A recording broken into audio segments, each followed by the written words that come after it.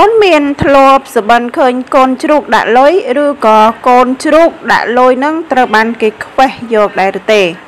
ចាបងប្អូនជាទីគោរពស្រឡាញ់ទាំងអស់គ្នាចាមិនថាតែកូនជ្រូកដាក់លុយឬក៏កូនជ្រូកដែលត្រូវបានគេខ្វេះទេកាលណាបើបងប្អូនសបិនតើអត្ថន័យមានចាមានន័យយ៉ាងម៉េចតោះសម្រាប់ជាមួយនឹងខ្ញុំចា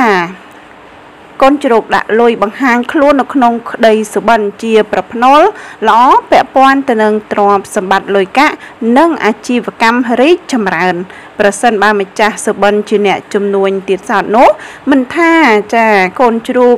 ដាក់លុយនៅក្នុងទម្រង់បែបណានោះទេចានោះមានន័យថាប្រាក់ចំណូលហូរចូលកក្រឹកកក្រែងតែម្ដង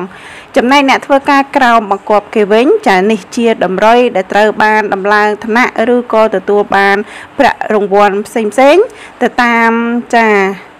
លុយដែលបានដាក់នៅក្នុងកូនជ្រូកនោះចាហើយមួយវិញទៀតសបិនឃើញកូនជ្រូកដែរតែត្រូវបានគេខ្វេះយកលុយអស់ចាឃើញកូនជ្រូកនៅប្រហោងណាចាគឺត្រូវប្រុងប្រយ័ត្នទៅលើការចាយវាយផ្ដេសផ្ដាស់ចាកុំទិញអ្វីដែលហួសពីតម្រូវការឬក៏ប្រុងប្រយ័ត្នមួយទៀតគឺឲ្យលុយគេខ្ចីក្រែងគេអត់សងនៅថ្ងៃណាមួយចាលុយគឺពិបាករកដូចចាស់បាននិយាយថាពេលខ្ចីល្អអញ្ចឹងទៅដល់ពេលសងចាគឺដូចអាស័យបច្រាស់ចុងអីចឹងឯង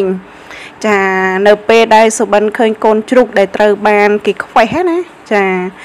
នេះគឺជាចាអត្ថន័យកូនជ្រូក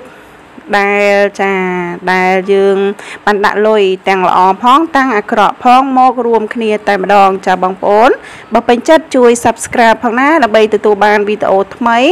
ចាសូមអរគុណក៏ដូចជាសូមគោរពលា